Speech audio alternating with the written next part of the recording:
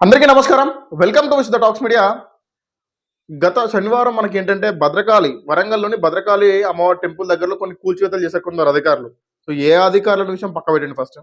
So, వాటికంటే ముందు ఏంటంటే అక్కడ 2 టిఫిన్ సెంటర్‌లు ఉన్నాయి. ఒక ఆర్ఎస్ టిఫిన్ సెంటర్, ఇంకోటి బాలభద్ర టిఫిన్ సెంటర్ అని చెప్పేసి కుడా లేఅవుట్‌లోకి వచ్చేటువంటి ఒక స్థలం లోపల బాలభద్ర టిఫిన్ సెంటర్ ఉందని చెప్పేసి వాళ్ళకి నోటీసులు జారీ చేశారు.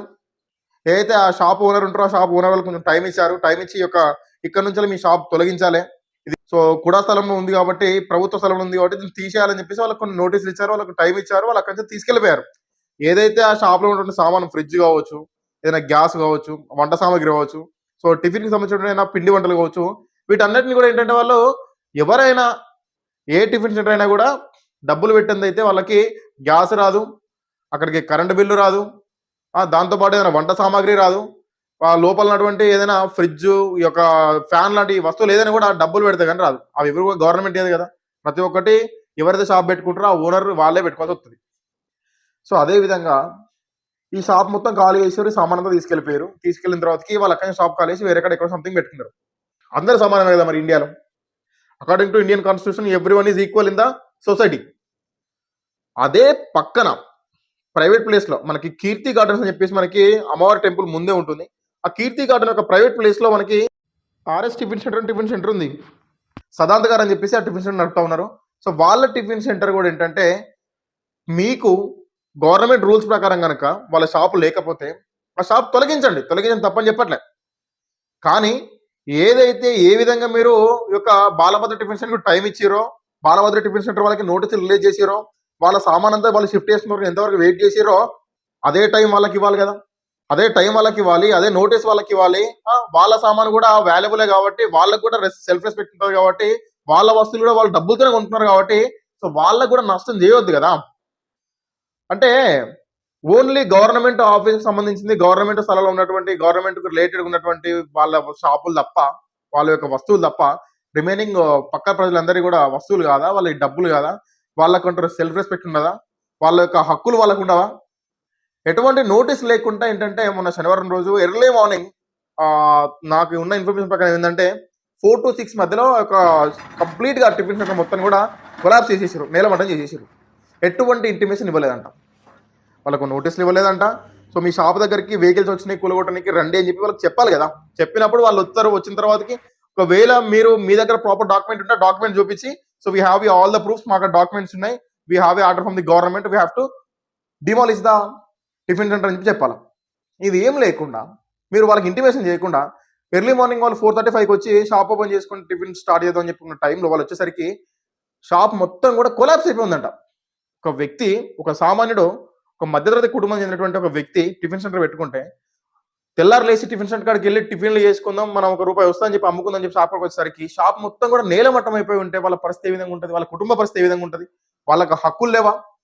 లేకుంటే వాళ్ళకి అడిగేవారు లేరని చెప్పేసి ఇది అవుతుంది. వాళ్ళకి ఏదైతే వాళ్ళు ఒక ప్రైవేట్ ప్లేస్ లో పెట్టుకున్నారు, కీర్తి గార్డెన్స్ అంటే ఒక ప్రైవేట్ ప్లేస్ లో, వాళ్ళ గార్డెన్ ప్లేస్ లో వాళ్ళు పెట్టుకున్నారు. వాళ్ళకి మున్సిపాలిటీ నుంచి ట్రేడ్ లైసెన్స్ ఉంది, మున్సిపల్ పర్మిషన్ ఉంది, కరెంట్ బిల్ ఉంది, కరెంట్ మీటర్ ఉంది. కరెంట్ మీటర్ ఉంది అని చెప్పేసి అంటే మీరు గవర్నమెంట్ వాళ్ళ ప్లేస్ లో పెట్టుకోవచ్చు అని చెప్పి ఇచ్చినటువంటి ఒక అథారిటీ వాళ్ళకు ఉన్నట్టే కదా. సో ఆ విధంగా వాళ్ళు పెట్టినారు కదా. సో వాళ్ళు నిజంగానే మీరు అన్నట్టు ఎటువంటి వాళ్ళకి కరెంట్ బిల్లు లేదు, వాళ్ళకు ట్రేడ్ లైసెన్స్ లేదు, వాళ్ళు ఎటువంటి పర్మిషన్ తీసుకోలేదు, అన్యాయంగా అక్రమంగా పెట్టినారు అని చెప్పేసి అంటే మీరు వచ్చి కూల్చివేసినా కూడా అదొక పద్ధతి. అలా కూడా కూల్చివేయడానికి లేదు. కాకపోతే సరే ఫర్ ఎగ్జాంపుల్ అలాగే అనుకోండి, కానీ వాళ్ళకి కరెంట్ బిల్ ఉంది, ట్రేడ్ లైసెన్స్ ఉంది, వాళ్ళు గత 4-5 years నుంచి కూడా షాప్ రన్ చేస్తూ ఉన్నారు. ఒక ప్రైవేట్ గార్డెన్ ప్లేస్లో ఉంది అది.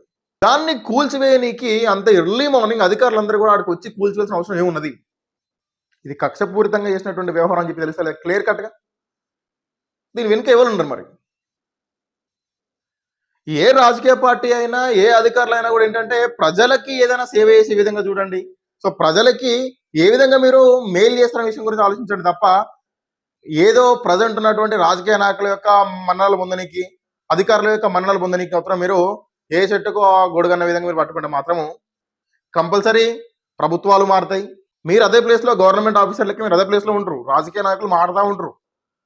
సో వారి కోసం అని చెప్పేసి కనుక మీ వృత్తిని మీరు ప్రాపర్గా నిర్వర్తించకుండా ఈ విధంగా ఓన్లీ ఒక్క సైడే మీరు ఆలోచించుకొని ప్రజెంట్ సిచ్యువేషన్ గురించి మీరు ఆలోచించుకొని ₹1 వస్తుందని చెప్పేసి కనుక మీరు ఇటువంటి పేద ప్రజల మీద మీ యొక్క ప్రతాపం చూపిస్తే మాత్రం కంపల్సరీ దాని ఎఫెక్ట్ ఫ్యూచర్లో ఉంటుంది.